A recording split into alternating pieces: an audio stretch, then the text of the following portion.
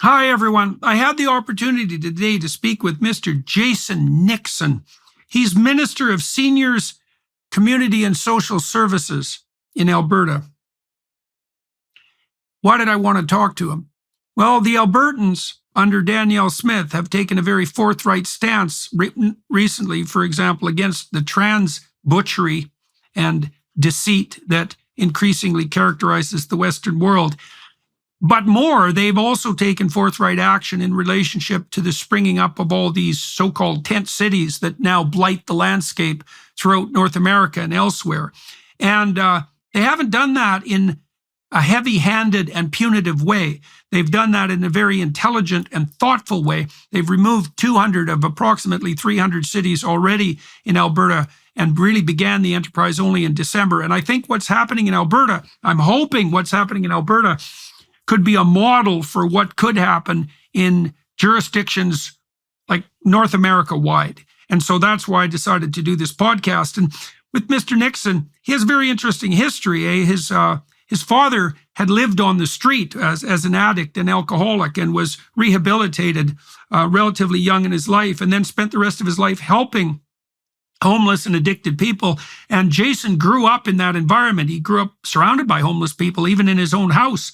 And so this is a man who's actually walked the walk, and he knows what he's doing by all appearances. That's what we're all praying. And so we walked through his personal experience and also the details, all of the details, or as many as we could manage, with regards to what's happening in Alberta, cleaning up the tent cities, so to speak, and rehabilitating the people who, for one reason or another, were unfortunate enough or badly aimed enough to end up there. So it's a hopeful dialogue, and I'm hoping that what's happening in Alberta could be a model for the Western world.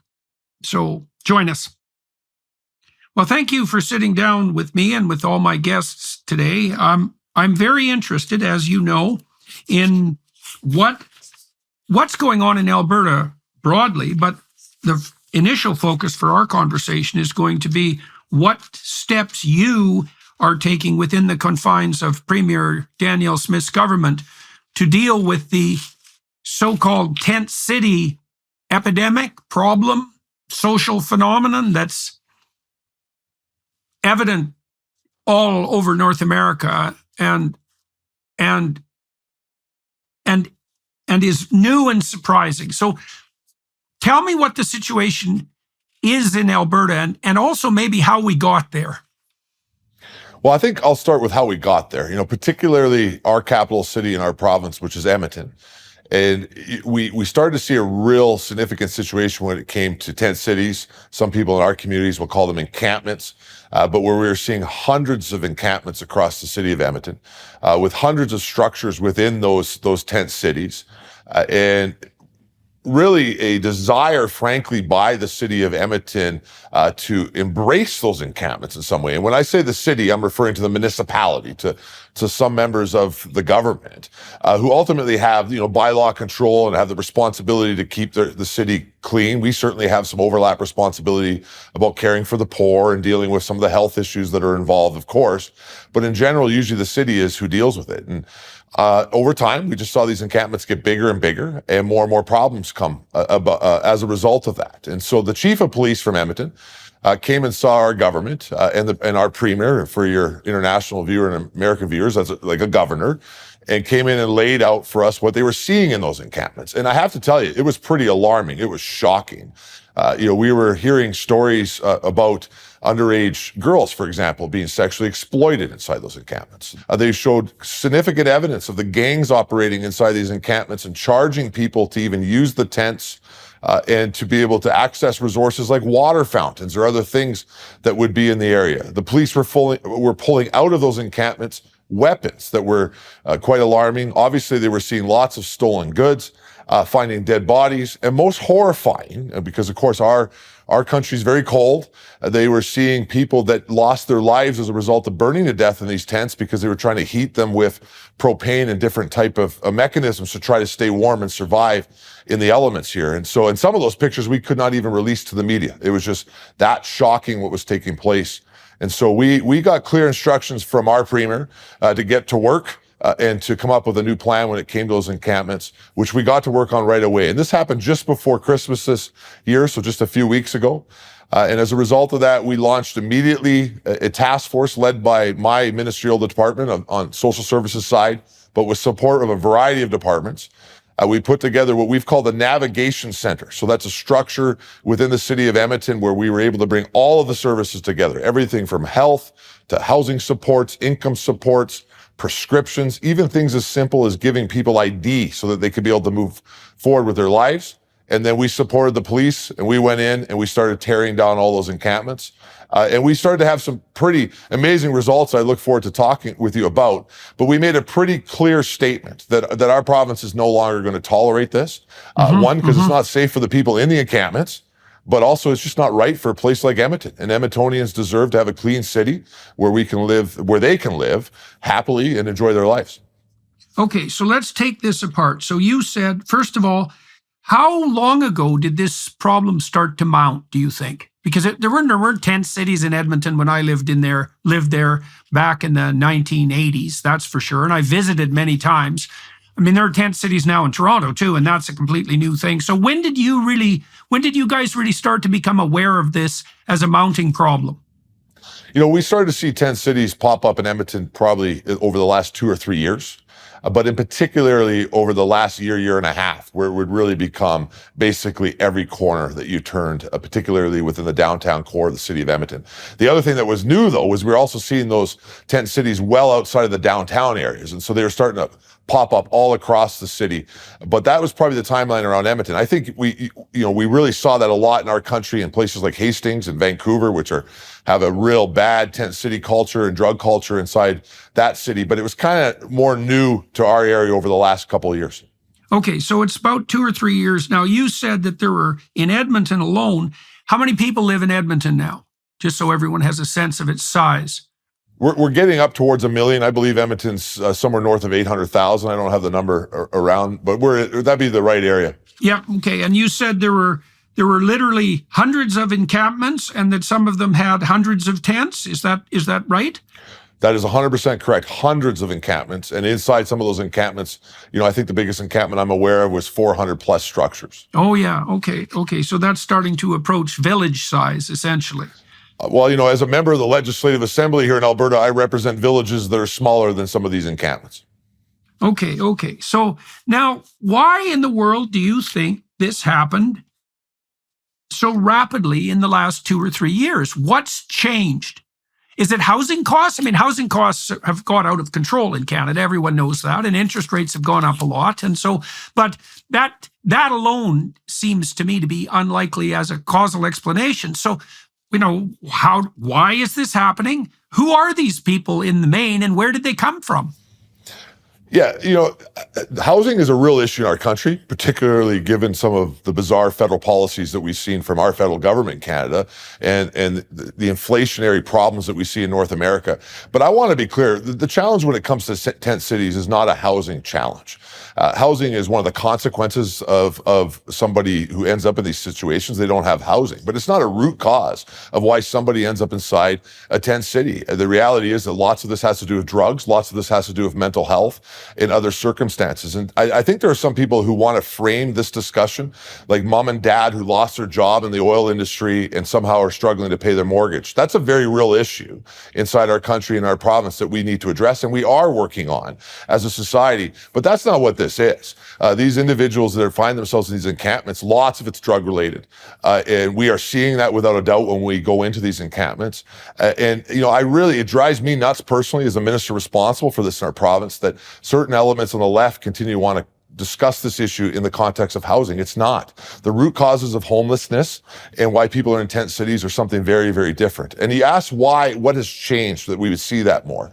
There has been much more a culture, certainly in our country, of accepting abusive behavior to oneself, including using drugs, and a concept that we need to embrace that and accept that putting poison into people's bodies is how we help them deal with things like addiction. And that's something our province has rejected underneath the leadership of multiple premiers, but particularly Premier Smith, where our province has been really dedicated on focusing on addiction recovery and helping individuals in this circumstance. But there's certainly elements of our province that just want to let it continue continue. And so some of that is what's undertone of all of this issue when it comes to encampments in tent cities inside our province. Okay, so let me push on that because I want to make sure that I understand this completely. All right, so you make the somewhat surprising claim, I would say, that in your opinion, a small percentage of the variance in this problem is accounted for by economics specifically related to housing. Now, it's interesting to me to have you say that, because if you were inclined to make political points, you could do that just as effectively on the housing and inflation side as you could on the drug use tolerance side, let's say, right?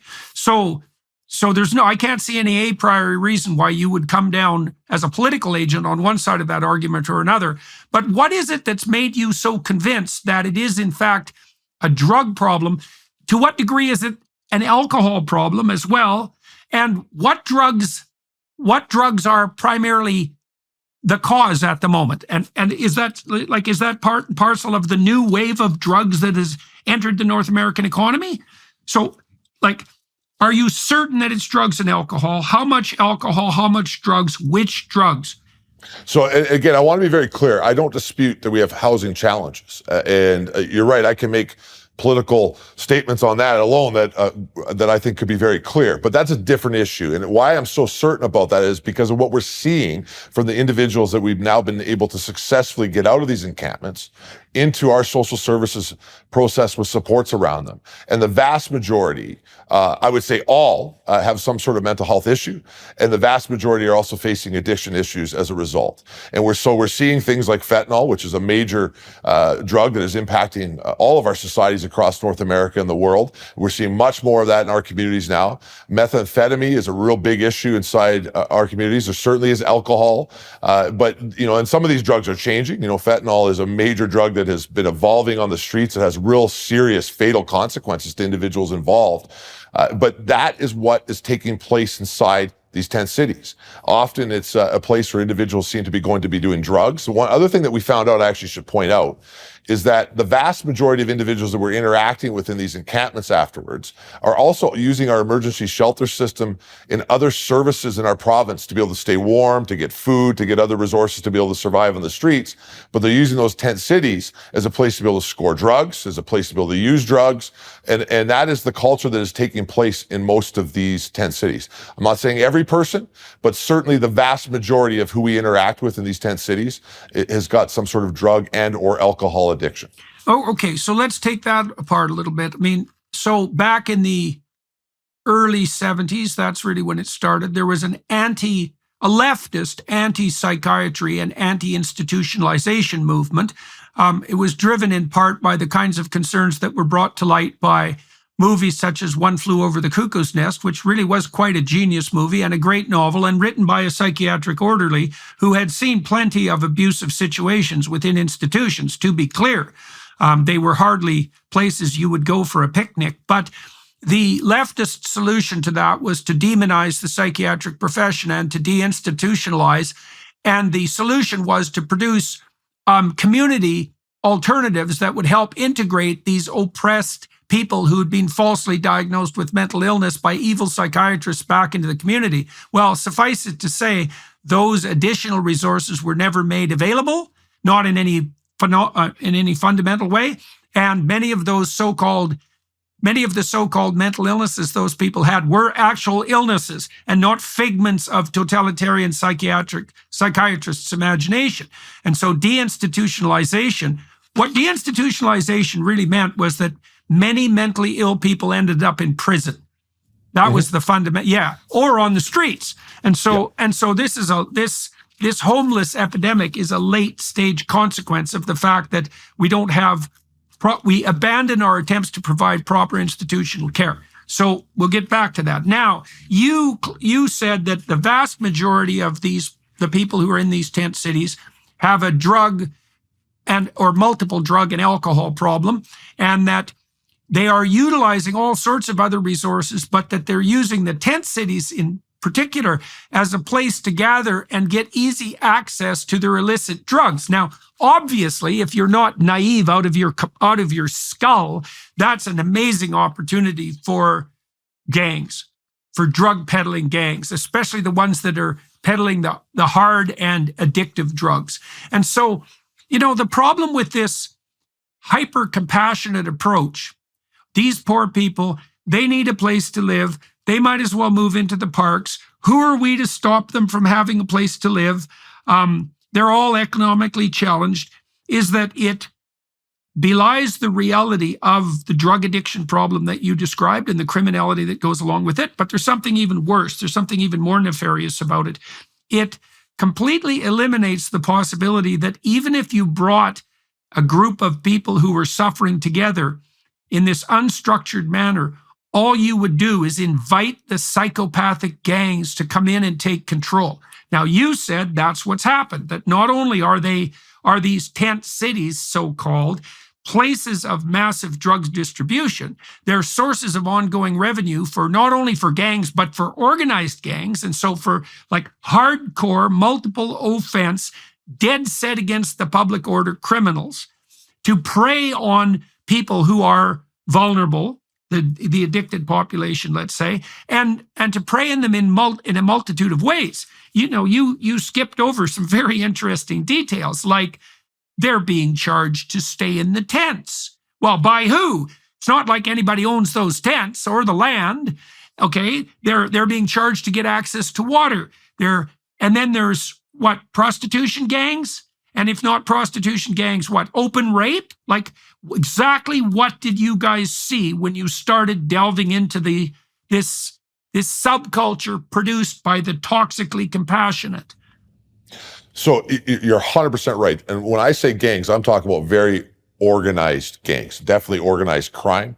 The police brought the government very clear evidence, which they have presented to the media, including photographic evidence of what is taking place inside these 10 cities that show that the gangs have control within them and are certainly abusing vulnerable people as a result of that. It's obviously a place where they're selling drugs. It's obviously a place where people are getting access to things that they should not. But we also have received clear evidence that people are being charged even to get to water fountains, is a common thing that the police have brought to us. This for me personally was one of the things that I was just shocked that the media in my province did not cover as much as they should. Some of the early 10 cities that they went into, the police came out with evidence of minor children being sexually exploited within these 10 cities. That alone, for me, was enough that we needed to tear them all down. Full stop, completely unacceptable.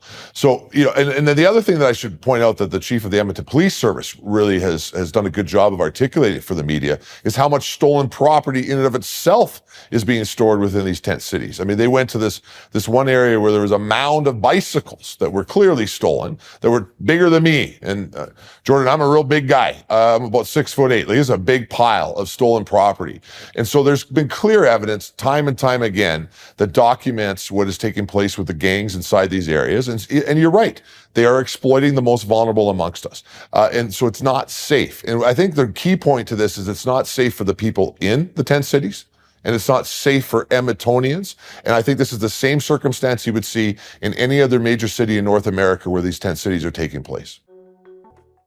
Yeah, well, it's not safe for a variety of reasons. I mean, here's a compelling reason. So imagine you set up a set of essentially lawless domains, and in consequence, you produce a specialized breed of psychopathic criminal who is then highly organized. It's like if you think that highly organized criminal gang is going to limit its criminal activity to the tent city once it's established, you're an absolute bloody fool. And so we know, for example, as criminologists that, and I did a lot of work as a researcher in the area of antisocial personality and criminology, 1% of the criminals are responsible for 65% of the crimes. You let those long-term life course psychopathic repeat offenders get away with what they're doing, you're going to reap the whirlwind. Right? It's a very, very bad idea. And so now why do you think, okay, so let's ask two questions. Who are these gangs and where do they come from? Right? And who's running in the drugs? How much of that's coming from China? Who's controlling the distribution? Do you guys have a sense of that? And well, let's start with that. In Alberta, the way I've been briefed with our law enforcement support is that we're seeing a variety of gangs, particularly indigenous gangs when you're in the Edmonton area that are operating on the street. But we also have clear evidence of actually cartels, including Mexican cartels, and some of this coming from the Asian market, to your point, all operating here within the province of Alberta. So these are pretty seriously organized gangs. A lot of that is to bring in the drugs, obviously, to our street, and then they're using our street gangs, which are often indigenous on the streets, to be able to move that product through places like tent cities. Okay, so you made reference to the Mexican cartels. Let's start with the Mexican cartels and the Asian supply. Do you have any more details on either of those fronts? It's a lovely thing to imagine now that the Mexican cartels are operating not only in the southern U.S., but in Alberta itself. That's a real accomplishment on our part, I must say. And so Mexican cartels and Asian supply, I presume the Asian supply is mostly associated with fentanyl? Yes, that is correct. And, the best person in our government to talk to about this is obviously our public safety minister, who's managing this closely and be the one giving us this information. Yeah, but we certainly have clear evidence of cartels bringing drugs, particularly across our southern border. And frankly, we're now starting to see inside our province where we're becoming an exporter of things like fentanyl. So some of the products are being brought up here to be made on our side of the line and then now brought back even down to the south, which is quite a new thing for the province of Alberta. But certainly, it explains some of the circumstances that we're seeing in our province. And I would say, Jordan, that Edmonton for us, which our capital city, is probably one of our smaller drug problems. So, one of the bigger areas we're seeing some of our largest drug problems on the street is actually in Lethbridge, which interestingly enough is the closest city to the American border, a large city in our province to the American border. And really, I think is a proof point that some of that drugs is starting there because of what's taking place on the border, which is why we're seeing some of the most potent and deadly drugs inside the Lethbridge area as it works its way into the street culture. Right. So maybe I should also at some point talk to the public safety minister. So, okay. And then you mentioned indigenous gangs. Okay. So now when I lived in Alberta in the 1980s, now that's getting to be quite a long time ago, 40 years ago, there weren't organized indigenous street gangs, or if there were very few of them. I mean, Edmonton was a stunningly safe place with the exception of a few blocks downtown, which by, say, American standards were still relative. American downtown dangerous standards was still pretty civilized. Yeah. There was just not a problem. So what's shifted in Alberta, and what is the makeup and origin of these indigenous gangs? Well, I think what's shifted is the money in the drug markets, for sure would provide more ability for gangs to become more and more organized. And, the police have been out in our province very clearly establishing who these gangs are. And they're the ones who are giving me as a cabinet minister that information of what is taking place there. I mean, obviously, my job is to provide that social services support to individuals within these tent cities, but we're working closely with the police, who are the ones coming and briefing us about the dangers of gangs. And there is no doubt in the city of Edmonton, but also across our province, that we continue to see that organized gang element increasing. My personal view is, and I think the police would agree with me, that a lot of that is being driven obviously by drugs. And, as I think I used to work in a homeless shelter. I grew up in a homeless shelter. My father is the founder of one of the largest homeless shelters and organizations that work with the poor in Western Canada here in Calgary, called the Mustard Seed. And we did not see anything like this type of drug activity even 15 years ago. We would never have imagined a spot where we would see individuals working within shelters seeing multiple overdoses a day, sometimes multiple fatalities in a week inside their facilities. And that just shows you what's changed as far as the drug market, which is logical, what is driving this organized crime element because of the money that would be involved in that. Okay, so let's delve a little bit into the contribution of federal policy into producing this situation. So I know that the situation that you're describing in Alberta is even more out of hand, let's say in British Columbia, especially in Vancouver. And Vancouver's a much bigger city with a much darker center. I mean, Vancouver had some downtown places that were like seriously bad 40 years ago. And that's certainly spreading on the Western coast. Now, my understanding is that Canada at the federal level in some ways took a page from some of the European countries that were experimenting with decriminalizing drug use. Now, I have some sympathy for that viewpoint because it isn't obvious to me that the so-called war on drugs was a success.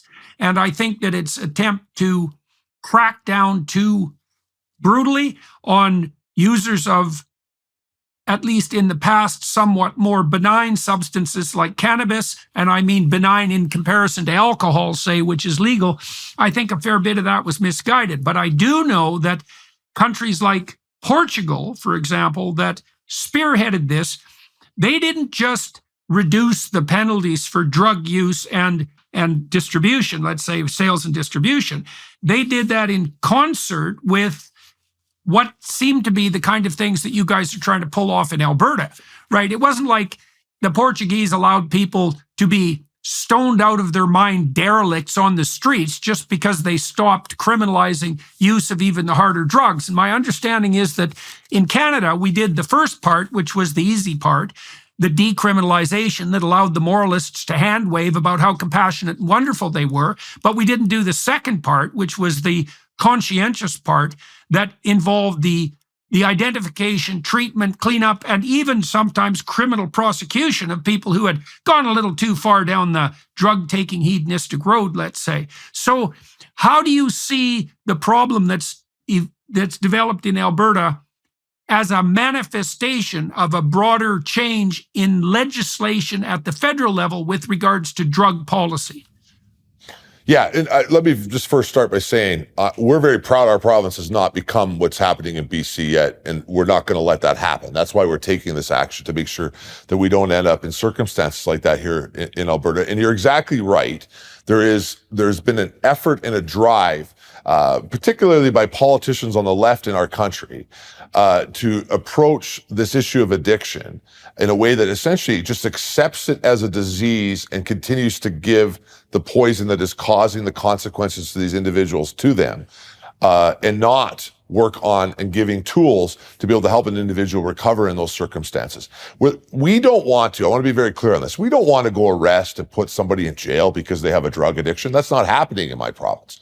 The opposite is happening. We are reaching out to those individuals, we're getting them into circumstances where they can be safe, and we're providing them with the resources that they need to be able to recover.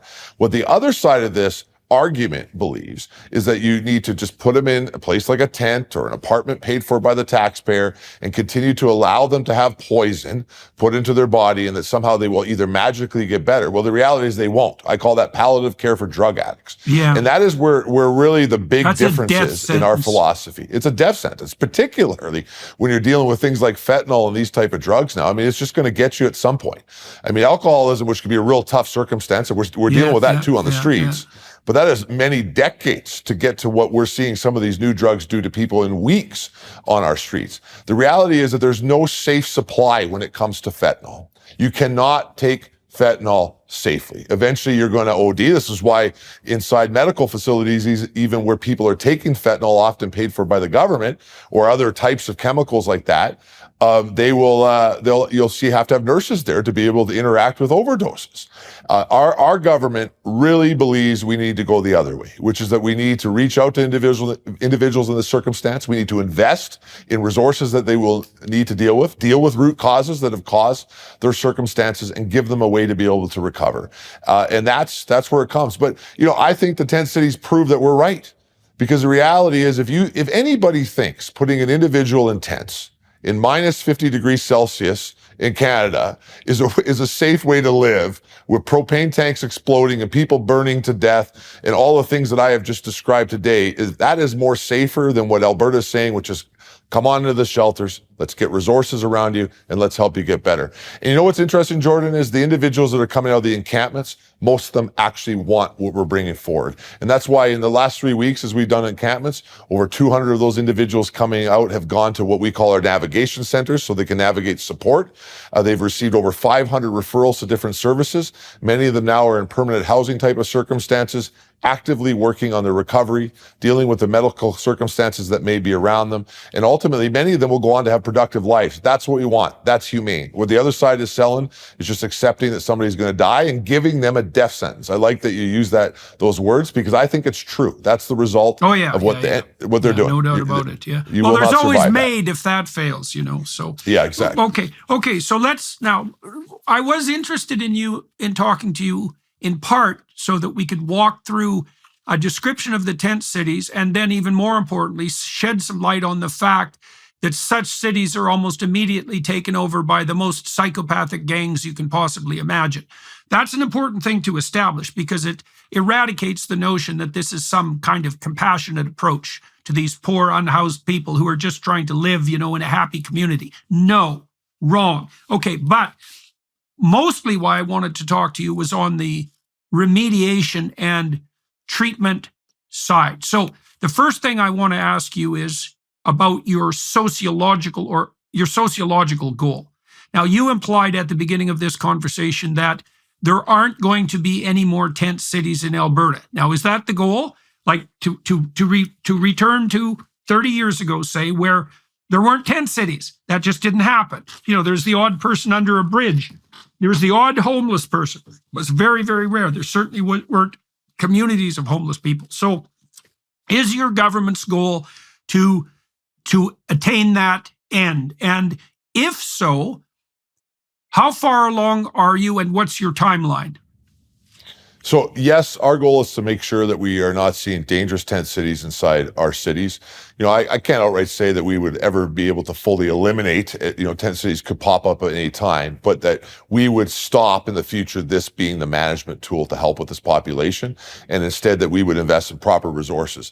And most importantly, what our government's doing that I think is courageous is that we're actually stepping in as a subnational government to support a municipal police force to take down those encampments. And we're going to do that for two different reasons. One is to help the individuals in, which I'll get to in a minute, the individuals that are in those encampments. But second, to help our citizens who live in places like Edmonton. Edmontonians don't deserve to have this in their community anymore. They deserve to be able to walk down the streets and feel safe. The last 3 weeks as we tore down encampments, Jordan, our team with the city of Edmonton collected 129 tons of garbage out of these tent cities alone, including 3,000 needles. So it just shows you what is taking place inside those tent cities and how dangerous it is to the rest of the community. But we want to go one step further. We want to then make sure these individuals receive full wraparound supports and the best opportunities that they can to overcome the situation that they find themselves in. Okay, we're not delusional. Okay, we do realize there's still going to be homeless people, but we don't believe it should be this many. Okay, so we'll go to the treatment of individuals in a moment. So I want to flesh out the sociological element a bit more first. So first of all, I'd like to ask you, one of the things that's happening in Toronto is that the tent cities increasingly occupy public spaces. And I think that's utterly inexcusable because I don't believe that the municipality, for example, has a right to either take away parks from people, including children who use those parks more than any other people and need them, especially in the cities. They certainly don't have the right to take those away. They don't have the right to take them away and award them to other people who don't own them and haven't purchased them and have no contractual right to them whatsoever. And they also don't have the right to fail to protect those parks. And so tell me where you saw the tent cities emerging and what that meant just in terms of occupation of land for the people, say, in the surrounding neighborhoods. So I've seen tent cities emerge in many different type of locations within the city, but you're right. Most often it ends up inside the green spaces in the city. And I know you know Edmonton, so the beautiful river valley of the North Saskatchewan River that flows right through that city, you would see tent cities all through that area. And well, that's areas where people go and jog and they ride their bikes on the weekend. They take their dogs for a walk, and it's part of, wanting to live in the city and being able to get outside within that area that you call home. You see the same thing in Calgary along their beautiful Bow River that flows through that city. That's often where you would see tent cities pop up. I've also heard horror stories, particularly in the city of Lethbridge, which I mentioned has a really tough drug problem right now, of families trying to take their children out inside playgrounds in local community parks, and them ended up being sometimes punctured by needles or other things that are happening because the tent cities that have occupied that little park, that, it may not be as big of a tent city as we sometimes see in Edmonton. It may only be 4 or 5 instead of hundreds. but it's inside that area where children are playing. So you're right, it takes away from people being able to enjoy the city and that green space that they have. And Banff National Park inside our province, for some of your American viewers, very similar to Yellowstone, a pretty beautiful place. I like it. I can't just take my tent and set it up anywhere I want and start living and causing trouble for everybody else who wants to be able to come and enjoy the park. It's a silly argument for anybody in municipal politics to say that this is the right thing to do for their constituents, is to allow something like this beautiful green spaces to be wrecked for the people that they represent. Okay, so now you touched on a couple of other things there too that are interesting. So I know that, surprisingly enough, Alberta is a relatively conservative province. Until relatively recently, it was mostly a rural province. It has the reputation, and I would say it's deserved to some degree, of being something approximating the Texas of Canada. And yet, what I see happening from the outside, and please correct me if I'm getting this wrong, is that increasingly there is a standoff in Alberta of sorts between radical leftist municipal governments and the more conservative provincial government. And that I think that's particularly manifest in Calgary, secondarily manifest in Edmonton, and then I don't know enough about Lethbridge's comment. So tell me to what degree this situation has been set up, not only as a consequence of idiotic federal policies that are virtue signaling and spineless, and also not in the least compassionate nor productive. None of that, not accomplishing the ends that the policies themselves were designed in principle to accomplish. There's a federal component to this, but then there's also a municipal component. And one of the things I've observed happening in Canada and in the United States, but really in Canada, is that the radical leftist, faux compassionate, narcissistic types have seized control of the smaller elements of the governmental institutions, including municipal governments. So I know that you have to step somewhat carefully, given your position in Alberta, in relationship to such a discussion. But, we did allow for some criticism of the federal government and its relationship with the province. Well, there's no reason not to do the same thing on the other side. What's the situation with the municipalities? And then, well, there's a segue in there, because you also mentioned that there's a strange cooperation between the provincial government and the municipal police on this front, which is quite strange, right? Because it means that the province is going around the municipal governments directly to the police. That's a strange. So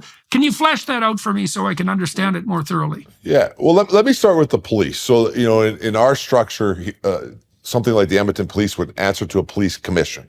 So while they are a municipal funded organization, also funded by the province to a certain amount, the chief of police answers to a police commission, not to city council. And that puts the chief in an interesting spot. And when we have somebody like the chief of police of Edmonton come to us and say, I'm dealing with a crisis, I think I need you guys' support. This is an emergency situation. The cool part about my province is our government's prepared to jump in, even if it's a little bit unorthodox, because we know we need to support that important law enforcement agency.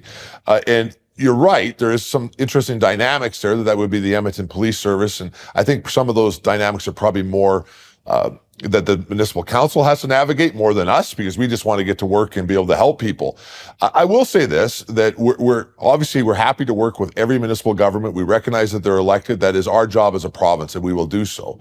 But you are correct. I'm happy to say that our large cities over time seem to have more left-wing mayors and often city councilors, though not all of them, than certainly my Conservative Party here in the province of Alberta. I don't think I'm saying anything that would shock anybody, given that the current mayor of Edmonton is a former Trudeau cabinet minister. I'm not saying anything about him personally. He's certainly not on the same side of the political spectrum as me.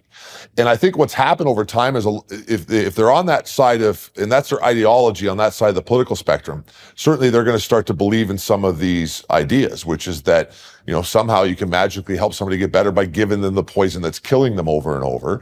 But I want to also, though, be clear that I think often that is coming maybe even from a good spot. I actually think lots of these individuals truly believe that this will help these individuals get better sometimes. But the reality is that they're not looking at it. I don't believe that. Because the reason I don't believe it is because there is a tremendous danger in using a false compassion to elevate your own moral virtue publicly. And there are ancient prescriptions against doing such things. So the third commandment, depends on how you count them, is to not use God's name in vain. And what that really means is do not attribute to yourself moral virtue for pursuing something that merely furthers your own agenda. And I see plenty of that on the compassionate left. And it's also a variant of praying in public along with all the protests. It's like, look how good I am. Look how much I care. It's like, yeah, did you do any of the goddamn work? Like, have you ever worked? Yeah, exactly. Let me say that a different way. So then you have a politician like that who is a true believer in it, and I believe that you got to be blind not to realize what I presented today is actually hurting people, and that your ideology is wrong, and that you're willing to allow people to be hurt to continue down presenting your ideological beliefs. But what happens, I think, is then you have politicians in that circumstance that are confusing everyday people who don't fully understand this issue, and they may be looking at things like on the news, and they're going, hey, that's probably the better compassionate way to do it, because they don't have all the details that I have. But then when you hear the details that I just present, you got to be going, well, actually, that conservative government's right. I mean, do you want my approach, which is to reach in, send a warm bus, load everybody up, bring them to a nice warm facility, give them shower, foods, and access to medical resources, treatment, including rehabilitation treatment for their addiction, or to be left inside a tent freezing to death, taking poison, right? And that's what I mean by that. I think, that ends up creating a spot where very good people then end up supporting this approach because they don't, they're everyday people. They're working. They just watch this on the news and they go, hey, well, that maybe makes sense. And they don't understand that in the end, they're ended up supporting an ideology that's actually killing people. Yeah, no, look, I agree. I think that's exactly why I wanted to do this podcast. And now I think we should get to the nitty gritty, which is not that all of this was irrelevant, but the real relevant issue here is, what the hell are you doing that's going to work? So let me give a preamble to this. So for everyone watching and listening, there's a concatenation of two major problems here. The first problem is that antisocial behavior and drug use overlap.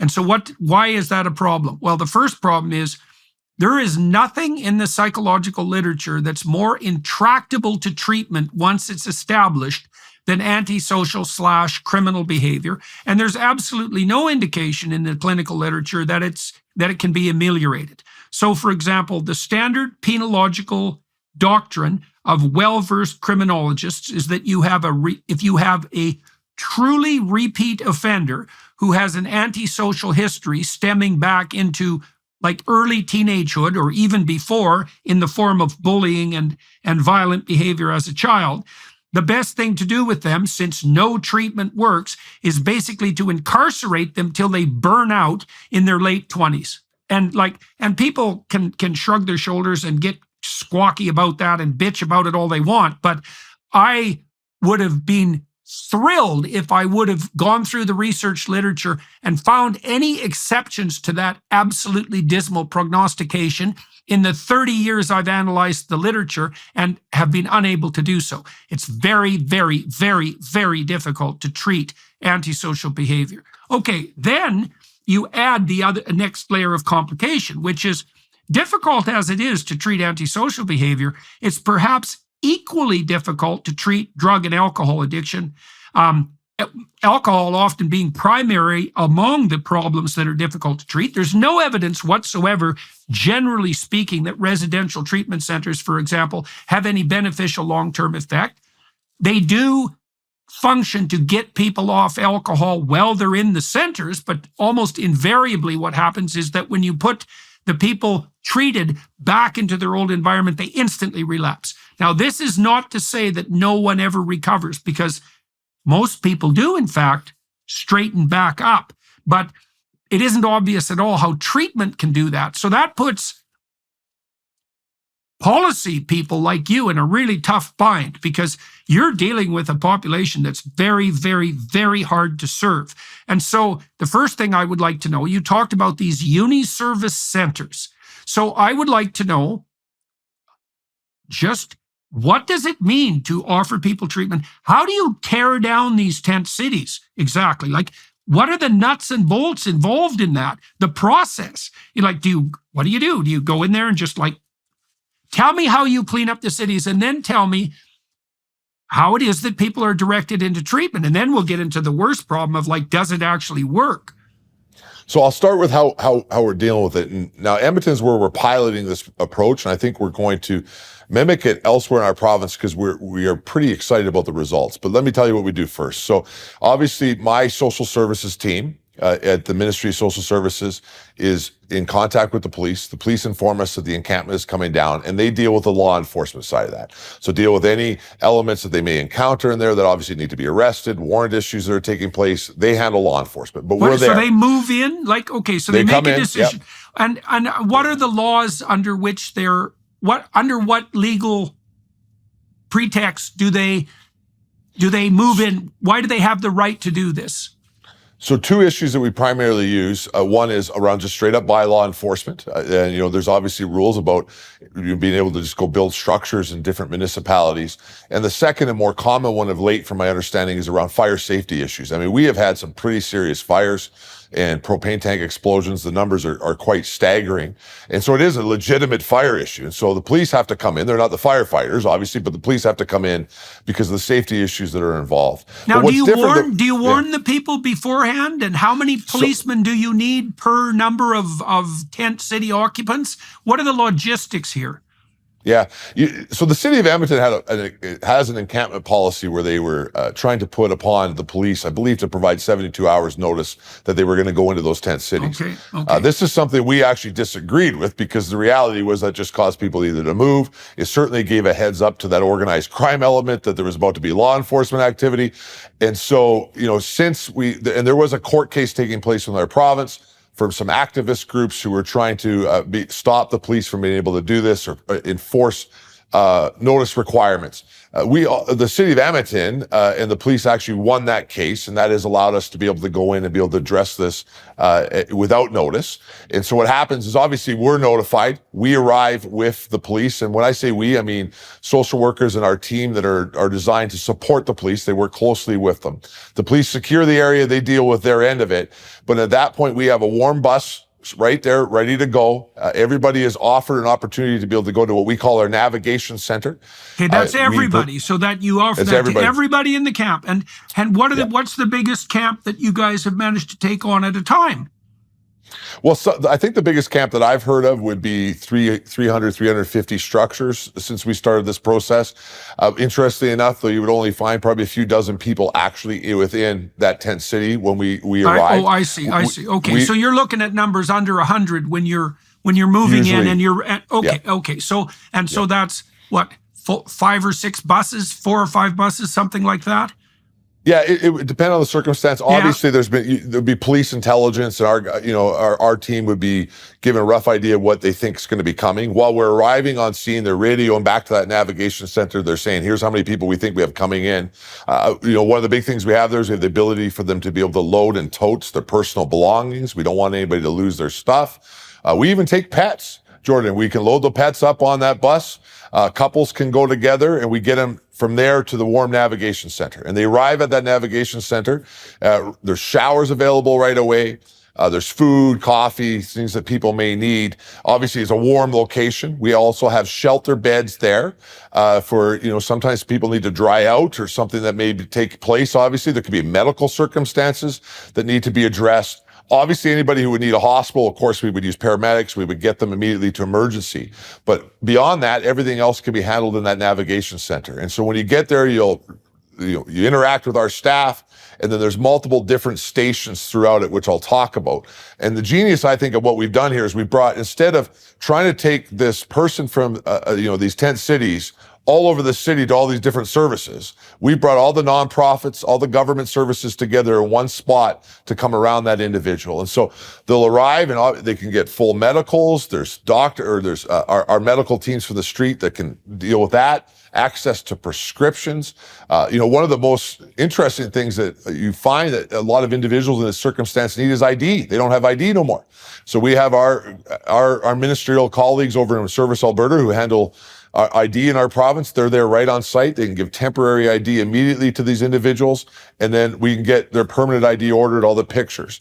They obviously have access then to income supports, be able to register for things that they may be entitled to that they did not know, and then ultimately towards things like temporary housing, emergency housing, and eventually permanent housing resources so they can interact with those individuals. And of course, access to drug recovery programs, which we can talk about in a moment. But that is all happening in that one location. And so we've been at this for about 3 weeks. We've seen, well over 200 individuals come out of those tent cities and actively participate in this process. We referred to over 500 different services. And we've been pretty impressed with the results of that. Now, that may seem like a small number, but given what we've been working on, this is kind of a real micro area that we're working on. But we think it's been so successful that we're getting ready to bring this right into our actual emergency homeless shelters, which are thousands of individuals, and into other areas where our social services system interacts with the same type of clientele. And again, with the goal of saying, how do we help you stop the circumstances that you're in and move forward? I also want to stress that we talked a lot about drugs today, but there's a lot of mental health issues that are taking place, including schizophrenia and some real challenges, right? These are very serious mental health issues. And by being able to come in, and we have our Alberta Health Services right around us, again, pharmacist support, we can really get some really needed things around those individuals to start to have a good conversation about what a more successful and healthy life might look like. Okay, so I got a couple of questions there, and some procedural. I want to discuss some procedural issues too. Okay, so the first issue is I'm trying to imagine what it's like for someone in a tent encampment to be, let's say, displaced in that manner. And you can imagine two stories. One is that people are pretty damn pissed off that the cops have showed up and are now, tearing down their structures. But a counter story might be they're actually kind of relieved to be on a warm bus going somewhere that's actually warm, where they can have a shower and get something to eat, etc. And so what's your sense of how the tent city inhabitants themselves are responding to this intervention by government authorities and police? So the vast majority of the individuals that we've interacted with that are actually in the tent cities that would then come into our services.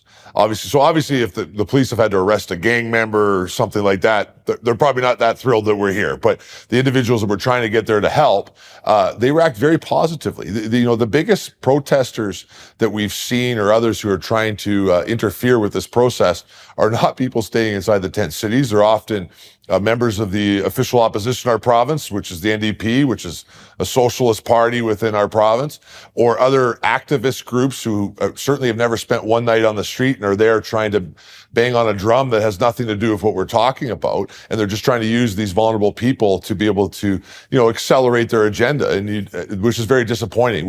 I've seen some police body camera footage of these individuals throwing snowballs at the police while they're trying to go and interact and deal with the situation in the encampments. But the vulnerable people in general have been pretty excited once they realize what opportunities they have. And I've been there to interact at this navigation center with them, and I've also heard from my staff. And the most common reaction is, I had no idea that this resources were available. And they are quite interested in it. Now, obviously, everybody's at a different stage that may be taking place there. But certainly, I think you get to a nice warm bed, you can have a warm shower. You probably start to ask questions about whether or not you want to continue to sleep inside that tent in minus 50 degrees Celsius, or if this is a better option. Okay. So now I want to ask you about how you regulate the interactions between people in these centers, because we already discussed the fact that in the tent cities, the fact of the tent cities is an invitation to criminality and gangs. And so then the first question I have is, like, how the hell do you ensure that that problem isn't duplicated inside your centers themselves? So it's a very important question, and I will answer it, but I also want to emphasize that what we see on that, for lack of a better words on that left side of the spectrum when they argue about us taking down these tent cities, is they often say, well, your shelters are just as dangerous. Now, again, if you go back through this entire conversation we just had, you realize how ludicrous that is real quick. That said, of course, we start putting thousands of individuals in the same type of demographics, a lot of the same circumstances happening inside our emergency shelter system. You're going to see some of the same elements show up. And we for sure have seen gangs operating within our emergency shelter systems. We are obviously policy managing overdoses and drug issues and those type of circumstances. But we've invested in security. We are working closely with our local police services who really support us and our often nonprofit emergency shelter providers to be able to navigate through those issues. We've also upped security to be able to make sure that people's stuff is safe. We've had to put a lot of money into dealing with overdoses and other medical issues within our emergency facilities. And while anywhere, as you know, Jordan, in society where we start to gather that many people together, there's going to be elements of trouble. It is certainly significantly less than what we're seeing inside tent cities, and we're definitely using tools to be able to mitigate those circumstances. Okay. So now I'm going to ask you some questions more on the psychological and treatment front. As I said, I spent a lot of time looking into the viability of treatment processes that are widely distributable and effective, and on the psychological front, and with regard to addiction counseling and the treatment of various forms of mental disorder. And they're few and far between effective treatments. So I want to ask you a couple of questions. The first is, have you guys given some consideration to the maximum size of your facilities? Because my suspicions are that the smaller you keep those centralized centers, the less trouble you're going to have with their spiraling into criminal activity and gangs, and the more welcoming you'll be able to make them for people who are being taken off the street. So that's the first question. What have you seen, and are you tracking the data pertaining to the size of the initial treatment facilities? So we are definitely tracking data. And one of the things that we're trying to do on my end of policy and the process that my ministry runs is to try to bring in other types of the ways that we do emergency shelter for the homeless population. So you have your much more traditional shelters that many people would just think about that they'd see on TV, often run by a faith-based organization. I want to say, thank God for our faith-based organizations because they really do good work with us. But we have recognized a need for smaller shelters that are focused on women only, for example. In our society, in our province, shelters that are Indigenous focused with Indigenous leadership right on site to be able to work on that. We've opened up Indigenous-only shelters, women-only shelters inside our province supported by the government, and we're seeing success by getting that smaller and being able to work with different demographics more focused. At the end of the day, what we have in our province and what Premier Smith has done in our province is actually bring in a mental health and addictions cabinet minister, my colleague Dan Williams, who is part of the health system who is fully focused on mental health and addictions. And so he's the best one to talk to about specifically how they handle long-term drug treatment.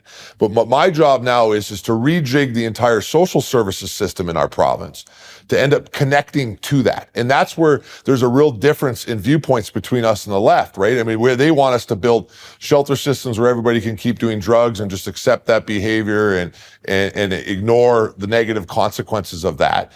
We are building shelter systems and processes that connect into the work that Dan Williams and his team are trying to do.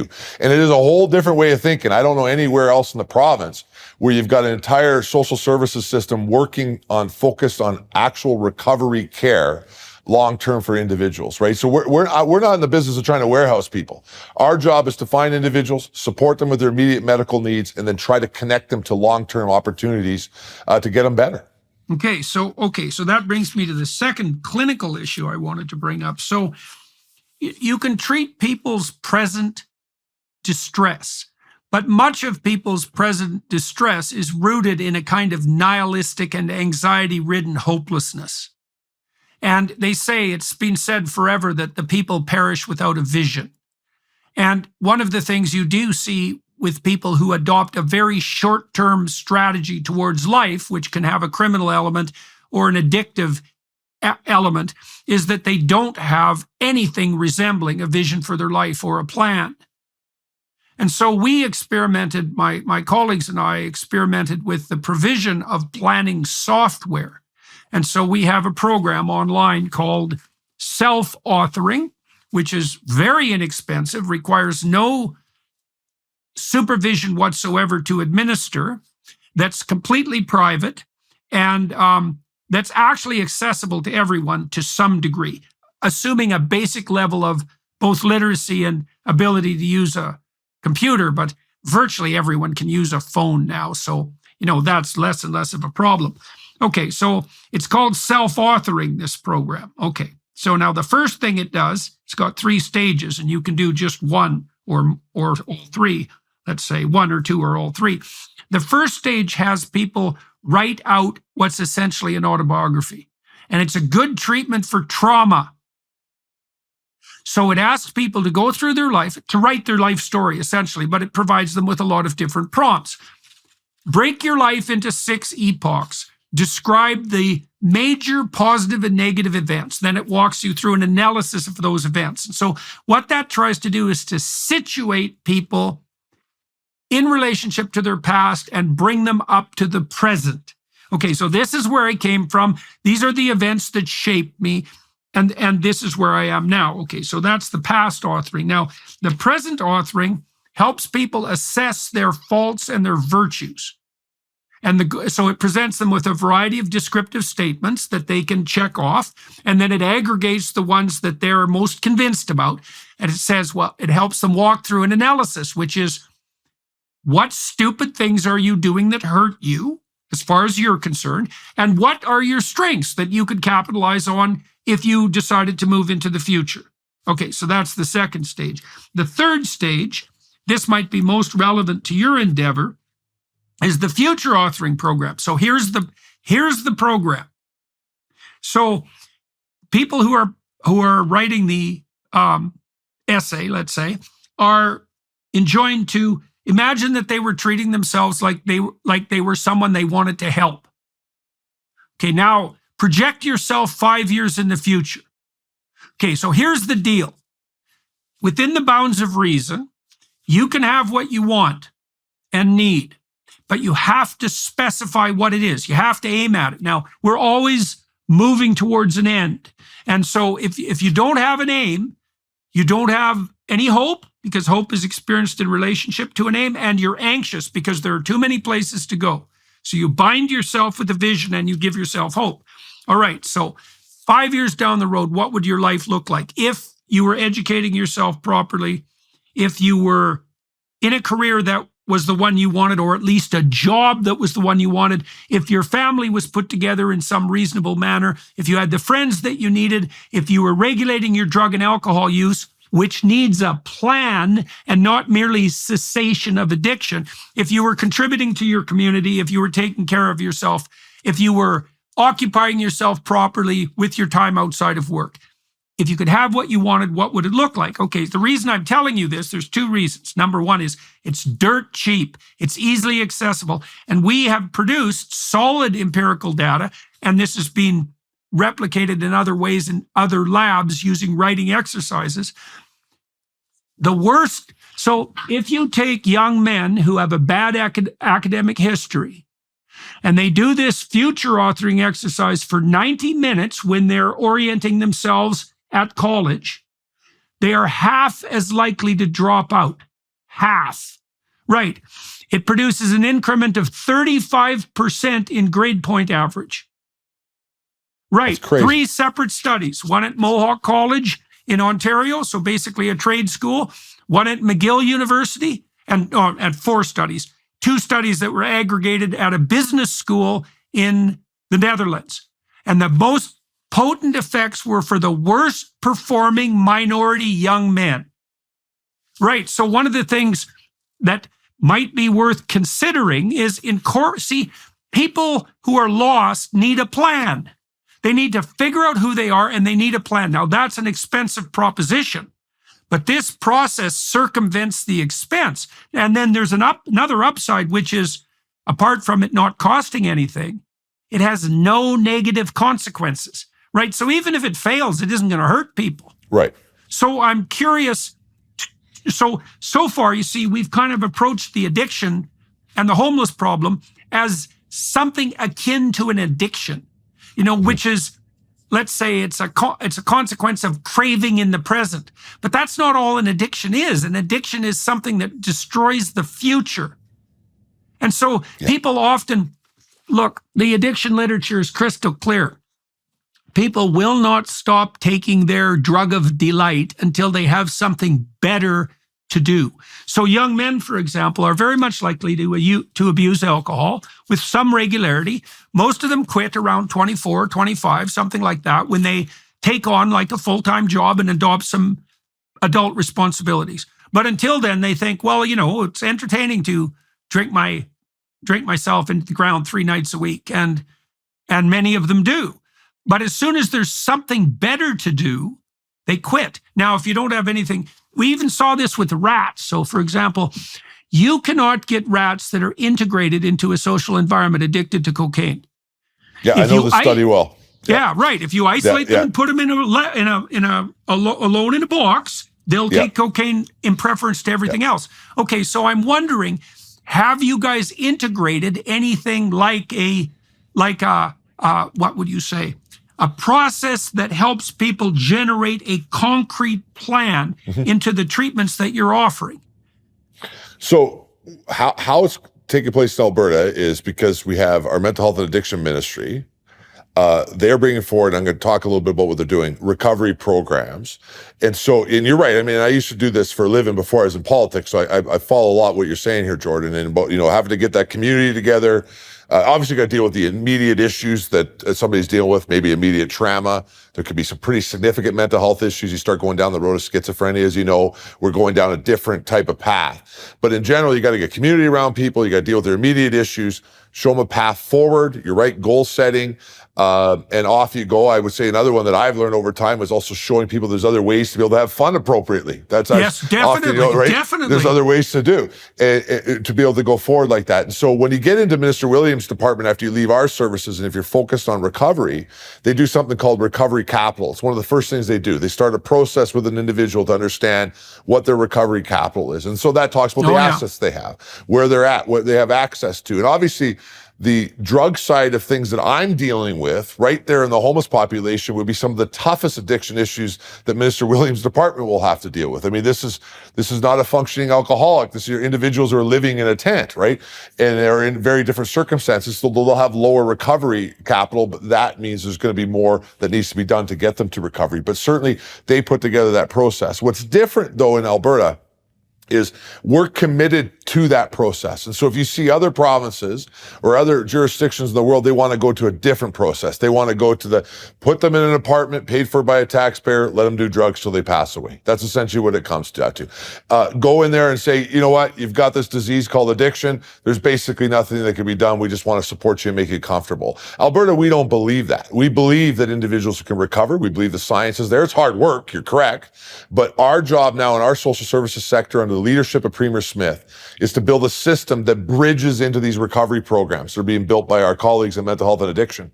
And then the next part is really important, that we have a system on the other end of those recovery programs. Because you're correct, they go into something like an addiction treatment, they get the tools to deal with their addiction, set long-term goals, get through that process, and then you come out. And what happens too often is you come out and you just end up relapsing because there's nothing that's built around it. Oh, virtually certain. Yeah.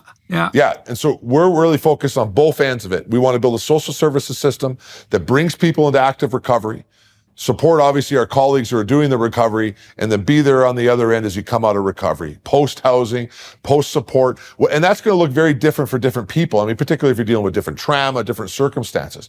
But in our province, we don't want to accept that you're going to be in palliative care for drug addicts. We want to get you to where you can get the help. We want to get you the help. And then we want to support you as you go on with the rest of your life. And when we've done that, we're seeing people have very successful lives. Jordan, you can beat addiction. And there's some more complications now with the different drugs we're seeing and what it's doing to brain chemistry. And, it makes some of this more challenging. But the reality is we do not accept in Alberta that if you're addicted to a drug, that this is a fatal disease. And our job is we are rejigging our social services system to make sure that we are all focused on that when it comes to drug addiction.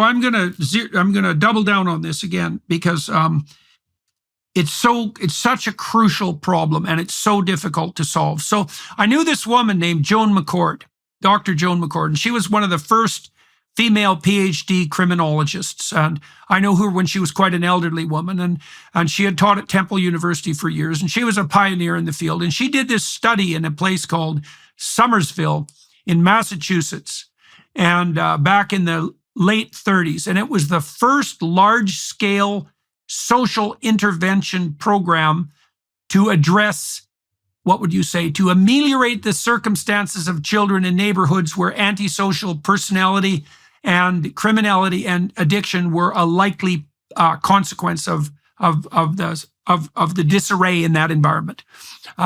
Okay, so they set up, on paper, the intervention looked wonderful. There were literacy programs for the children. There were parenting programs for the parents. There were social skills programs for the children. They tried to offer them the resources they needed to be successful in a way that you would expect intelligent people to offer those resources.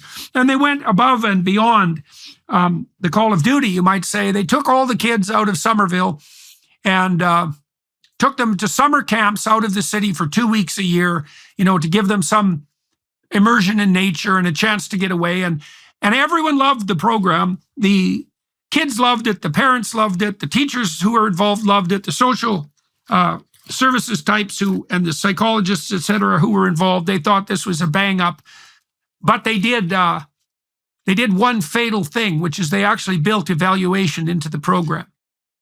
And so they assigned the people randomly to treatment and non-treatment group.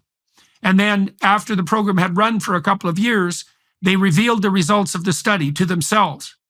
And the kids in the treatment group did worse on almost every measure. Right, and so they were absolutely shocked. And it turned out, like, it took a couple of years to figure out exactly what had happened. But what had happened was that taking all the kids who were most prone to criminality and putting them together for 2 weeks in a camp was a school for criminality. Right, and that effect was so detrimental that it not only obliterated the effects of all the interventions, but reduced them. And so, or reversed them. So Joan McCord, Dr. McCord, spent a lot of the rest of her life traveling around talking to politicians, for example, in positions like yours, saying, look, whenever you introduce any intervention whatsoever, make sure you budget for evaluation, because just because your intervention makes sense doesn't mean it's going to work. Now, you alluded to the fact earlier that and this is part of what makes me so skeptical. I worked with a group of criminologists centered in Montreal for 7 years, looking at the genesis of antisocial behavior, the treatment of addiction, all these sorts of things with really well-qualified people. And one of the things I really learned was, don't be so sure your stupid intervention is going to do what you hope it does and nothing else. Typical conservative attitude in some ways, right? Law of unintended consequence. So I'm wondering what systems of evaluation you guys have built in, really on the scientific side. Like, are you in a position where you can track the results of what it is that you're doing? And is there a team that's involved in helping you do that? And if so, what have you done, and what are the results of your evaluation so far? How do you know they're credible even? No, it's a great question. It's the right question too. And speaking as a longtime cabinet minister, you're right. I mean, often we're investing in programs with the best of intentions, but you can end up making things worse, particularly in files like we're talking about. If you're really interested in this, I hope eventually you get an opportunity to sit down with Minister Williams, who's leading it specifically on the work we're doing on addictions. But I will tell you, on the other side of the file, the reality is we have not done a good job as a province on the statistics side. This, to me, is what's actually most alarming. And so we are right now diligently putting in statistical systems all across our housing and homeless shelter spectrum so we can understand the numbers. And we're starting this with, obviously, this tent city process, because we've been able to build the new navigation centers where we got good ability to be able to do statistics on site and understand what's going on. And we are going to evaluate that program based on its results. But one step further we've done underneath underneath Premier Smith is we are putting in evaluation programs across our entire social services system on results, particularly on results when it comes to actually recovery. And that could be beyond just addictions. That could be, in the case we're working on individuals who are obviously on our welfare programs. What that would look like is, well, how many people within these programs are ending up back at work? You're asking us for an investment of millions of dollars for work placements. Well, the proof is how many people are coming off the rolls every year. And so if you're coming back up to me as the minister and saying, I need this many more $1 million a year, above population growth, well, clearly, why am I investing in your employment programs, right? And so, there's been a lot of good programs like that in my big ministry that I think are worth looking at, but we are not going to allow it to continue without clear assessments based on results. And, we're about at 6-7 months into that process as a department since I took over this ministry. And I really believe over the next few years, we'll see much more ability to answer that question. But you're 100% correct. I would say one of the things I've learned in my time in this file is that we actually can't answer that question with credibility. Now, of course, we have to keep helping people. We can't stop, we're not going to let people freeze to death, and we're not going to let children live on the streets, and we have to deal with these issues. But if we want results, we got to lay out the target, we got to set the goals, and we got to hold the people that we're funding accountable as a taxpayer based on results. And so that's not just people in beds. It's how you're getting them out of the beds. It's how you're ending up making sure that they don't end up having to be in the system no more, because I think that's what everybody wants. Yeah. Well, that's a very, very tricky problem. So, I worked for your department. Was that right? In 1984. Well, let me tell you that story because it's germane to what we're discussing. So I had just graduated from the University of Alberta with my undergraduate psychology degree, and I worked for social services in the summer, helping them design an evaluation program for daycare. Oh, and really? Yeah. And so I was an intern there for 4 months, and I got to know the assistant deputy minister. We got along quite nicely, and she liked me, and I worked hard. And then they hired me for a whole year as an independent consultant. And so then I worked on developing the evaluation system for the daycare programs in Alberta for a year. But there was something else I did at the same time, because she gave me a side job, which was a very comical job, I'll tell you, because the year before, Deloitte had been commissioned by the province to do a comprehensive evaluation of the social services provision. And so Deloitte charged the provincial government some rate that you can well imagine would be commensurate with what consulting services like Deloitte charge. And they produced a bunch of numbers about what was spent and what the effects were and so forth that were hypothetically measurements. And then my boss at the time said, could you update these numbers? And I thought, well, that's a pretty funny request because I'm not Deloitte, but I could give it a shot. And so I did that over a few months. And the first thing I found out was that none of those numbers were real. So for example, social services couldn't answer a basic question. This is one of the questions she wanted answered. I think her name was Melanie Hotz, if I remember correctly. Yeah, and she was a very sharp lady, this woman. And one question she wanted answered was, what percentage of what the Department of Social Services spends ends up in the hands of the beneficiaries? And so the basic question was, well, does social services spend 95% of its money supporting social service bureaucrats and 5% on the delivery of direct services? And the answer was, well, here's a number, but no one has any idea whatsoever if that number is accurate.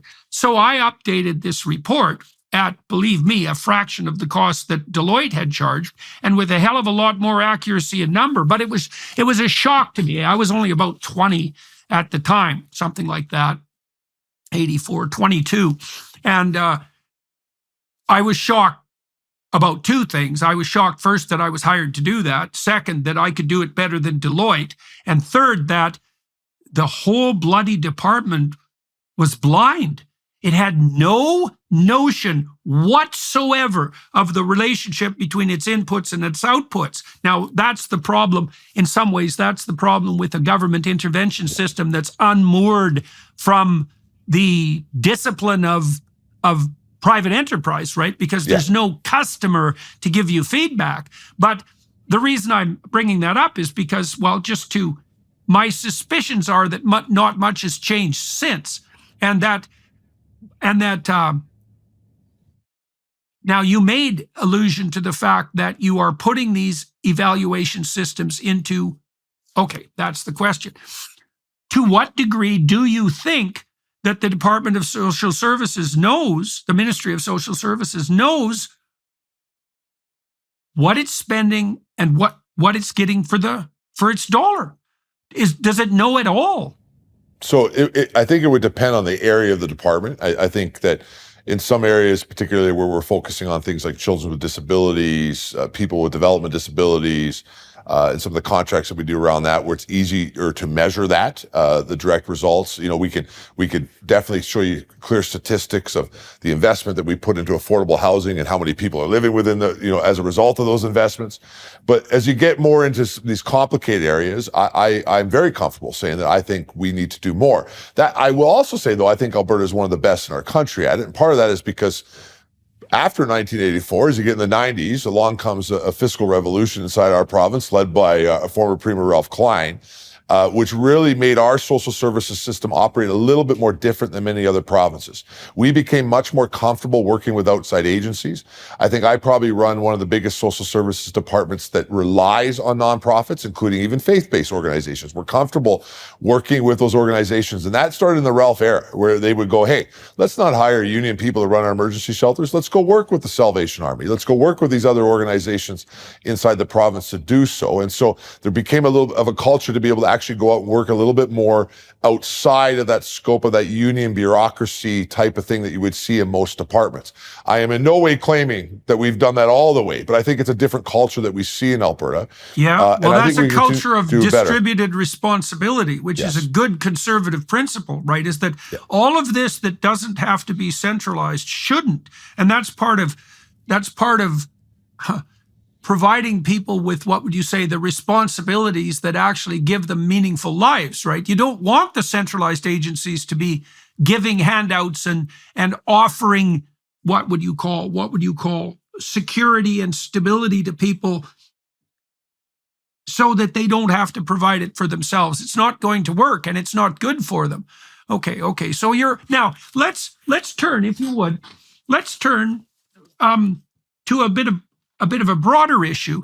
Now, you guys in the last couple of weeks, last week even, have started somewhat of a fire in Canadian politics, because your leader, Danielle Smith, has come out with policies that have upset the compassionate left. Let's put it that way. Now, my understanding is that she has tightened up the restrictions on offering so-called, this is like one of the biggest verbal lies I've ever heard, so-called gender-affirming care, which means exactly the opposite, by the way, by any reasonable standard, by tightening up the ability, by restricting the ability of those who had offered the opportunity to transform themselves physically, by tightening up the provision of that service to children, to minors.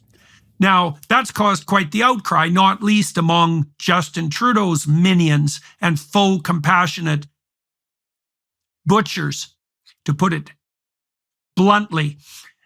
Can you tell me a little bit more about the nature of that policy, how you guys organized yourself so that you had enough gall and courage to manage this? Because it's a very rare thing that's being done. And what you think the response is going to be? Well, first, let me say we got a very rare premier, and she's pretty brave. And I think she's shown that several times in her last year or so. But this issue would probably be the biggest, where she's being able to do that. I also want to be clear, I believe my premier is standing where the vast majority of certainly Albertans are. And where the vast majority of, I think, Canadians are, and probably beyond that. But certainly the people that we work for, which is Albertans, the vast majority agree, particularly in my constituents.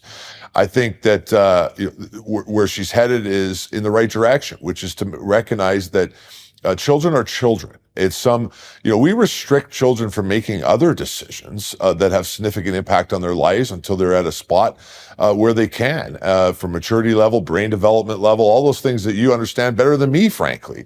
But, we tell our kids when they could drink, for example, in our provinces. I mean, we determine when those things could take place. And I don't think that anybody that is thinking about this in a reasonable way finds it at all that bizarre that we would do the same for something as drastic as changing one's body permanently when they are below the age of 18. I mean, this is a thing that a 12 or 13-year-old should not be put in a spot to do yet. It doesn't make any sense. The other things that she's done is she's blocked, or she will be bringing forward, our government, not using hormone treatment for transgender purposes. There could be other reasons below 18 where hormone treatment may be prescribed, right? But that obviously for medical reasons would continue. But to say the same thing, these decisions can take place after 18. And, at its core, this is about putting parents back into their children's lives.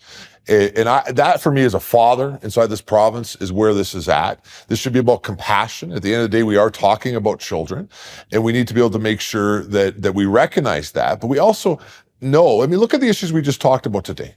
Lots of those individuals, I don't think would ever come into counseling or any other process and say, geez, I wish my parents spent less time with me. I wish my parents were less involved. That's just not true. It's going to be the opposite way. And so making sure that we connect children with parents and let parents lead this process with their children is the right thing to do. Now, I will recognize, because what you're going to hear from people who are upset is say, well, some children will get hurt. There are bad parents. Sadly, there is. We've seen parents kill their children at times. But the reality is that you don't disconnect all the children from the good parents to deal with that minority situation where there's bad parents. We need to work through our children's services system. We need to protect children for sure. And we need to interact in circumstances where children may not be being cared for properly. But that you don't do that by taking away children from their good parents, from the good parents. It doesn't make any sense at all. Of course, it's just crazy. Well, of course there's bad parents. Yeah. There's going to be a minority of psychopaths, but there's going to be just as many psychopaths among the social workers. So, that's just not a good argument. That's why that argument makes me so mad. Well, it's an absolutely idiotic argument, and it's driven by an underlying notion that the state has the right to reconstruct humanity itself in the name of some utopian vision, right? There's no excuse for it. It's appalling. What are exactly, in detail, to the degree that you can provide them, what changed with Premier Smith's new legislation in terms of restrictions? Like, what exactly did she restrict, and how are those restrictions on these mutilating and sterilizing procedures, to be quite frank? What are the restrictions that are now in place on those procedures? So I think probably comes down to three main areas. Four if we can talk about sport in a minute, but three main areas. First is that parents in our province will have to be informed if their child is trying to talk about things like changing pronouns or these type of informed by schools? Correct. That can't be held back from parents. Parents need to know what is taking place with their children. So that's one. Yeah. Second is to ban any underage surgeries that would change either top or bottom, is often how we've expressed that, surgeries that would change somebody's body. And then lastly was stopping hormonal treatments for the purpose of transition below for minor children. Okay, great. So is that already instantiated in legislation? That's already happened? Or it has not happened. It's been announced that that's what we're going to do. So that's what the Premier did. She went out, she made very clear where we're going. This is our intention, and that we will be coming forward shortly with legislation to make that happen. Okay, so one of the things I would recommend, by the way, and I know this is gratuitous advice, but it might be useful, don't use top and bottom. That's a euphemism put forward by the psychopathic predators who are pushing this agenda. It's castration and mastectomy. Right. Got it. And use the blunt terms, because it's not cutesy top and bottom, not in bit. There's nothing about what is being done on the surgical front that's the least bit cutesy. Yeah, and that you're right to make clear that is taking a child's body and permanently changing it, removing parts or adding parts for individuals that we actually at this moment would not even allow to make a decision to drink in a bar. Right, exactly. Yes, adding pseudo parts. Yeah. Malfunctioning, experimental pseudo parts. Right. At the moment, at the same time, pretending that they're the same as the real thing, which they're not at all in any way. Right. And then I want to add the fourth thing that she's doing, that we're doing, so our government, under our Premier's leadership, which is to make sure that women can participate in their sports and not be in a circumstance where an intact biological male and or a former biological male can come along and participate in their sports. And so in our province, we don't want to be a spot where a hardworking female athlete is all of a sudden in an M&A fight with a guy my size. I mean, I think that again, I want to it's insane. Exactly. 84%, I believe, is the last poll I saw of my provincial neighbors who agree with these points. And so I actually don't believe this is that controversial. I think people want to make it controversial. But anytime that we're standing up for minor children and parents working in their children's lives, I think we're in the right spot. So I can share a little bit of my experience on that front with you guys. So you're already in this. You're going to get a lot of angry, narcissistic psychopaths screeching at you. And they're going to make a lot of noise, and they're going to attempt to damage your moral reputations. If you apologize or back off, you'll lose, they'll win. If you hold your course, it'll be real intense for about a month, and then everything will shift radically in your favor, and you'll be seen as pioneers. If you can just tolerate that intermediary period of boiling oil, the sorts of epithets that Trudeau and his demented dimwits are hurling your way, you're going to come out of this. You're going to come out of this as the most forward-looking, amongst the most forward-looking political leaders, not only in Canada, but in North America. And you could make a big bloody difference all across the continent and maybe in the West more broadly. So I would say all the noise you're generating, that's a sign that you've hit the target very squarely. I agree with you. And I can assure you that the Premier and her cabinet are 100% dedicated to protect. This is about protecting kids in our mind. And that if we can't do that as leaders, we have no business being in these jobs. And so we're very comfortable. We're going to stay the course. We're going to protect the children of Alberta, and we're going to continue to make sure this is the best province in our country to live in. Okay, so one final question. What proportion of the 10 cities do you think you've dealt with already, and how fast do you think this process is going to roll out? So we've got a little over 200 of these 10 cities down already. I think the last report I saw is we got about another 78 to go. Now, what's going to happen now? We're going to start to see them try to pop back up again. So there's going to be another round where we're going to go in there. And this is one of the reasons why we're not playing around with notice. This is not acceptable in our cities. And we will move quickly to support the police to take down the next round. And eventually people will learn that's what's going to take place. And then I think you'll see two things happen. You'll probably see some of this pressure move into our underground transit systems, and we're going to move the same way there. We're going to say that's not going to be acceptable here. We're going to use the same process. We're going to support the police to get people to supports. And then I suspect what will happen is we'll probably start to see some pop-ups just for nights, and then they move. And at that point, we've had success with permanent tent cities, and then we'll reevaluate where we go next. And so we're very dedicated to this. My boss, Premier Smith, has told me this must be done. And when she tells me something's going to be done, it's going to be done. All right.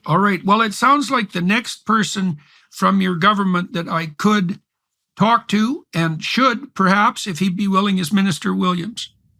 Yes, and we could set that up. And I know he's a big fan and would be excited to do it. In fact, he's probably a little irritated with me that I got to go first. So if you get him up, he'll be excited. All right. Well, I think we should definitely set that up, and then we should probably also do another podcast with the minister responsible for higher education, because we could have a very fun conversation about that too. I would like to watch that one. So any way I can help get that connected, I'm happy to do it. Let's do both of those. Okay. I thought this went very well, and so thank you very much for your time today and for answering all my impertinent questions and for walking through all of this in detail. I'm hoping that Alberta can provide a model for the rehabilitation of these tent cities across North America, because people really don't know what to do, and you guys have a pretty comprehensive plan. Now, it's reasonable to be skeptical about it because you're dealing with a hard problem. But the fact that you've already removed 200 of 300 tent cities, that shows some real will here. And it doesn't look to me like you've taken a particularly severe beating on the public front for doing this, right? It's caused a lot less furor, for example, than Premier Smith's move on the transgender affirming front. It certainly has been quieter. I will tell you, it's exactly what you said. We got hit real hard the first couple of days as we announced it. It was really loud. And we just stayed the course because we knew we were doing the right thing. And both the chief of police in Edmonton and myself have received more positive correspondence on this than any other issue I've done in my 10 years in government. There you go. That's the advantage of doing the long-term right thing. Yeah. Like, people will swing around behind you if you can withstand that initial trial by fire. All of these things, they're great opportunities, right? Because if you can see a serious problem and you can offer a solution, then, you've actually done your job. And wouldn't that be a wonderful thing? Yep, exactly. More of us should probably do it. Yeah, well, we should also set up a talk with the Minister of Energy, because I can help with all that.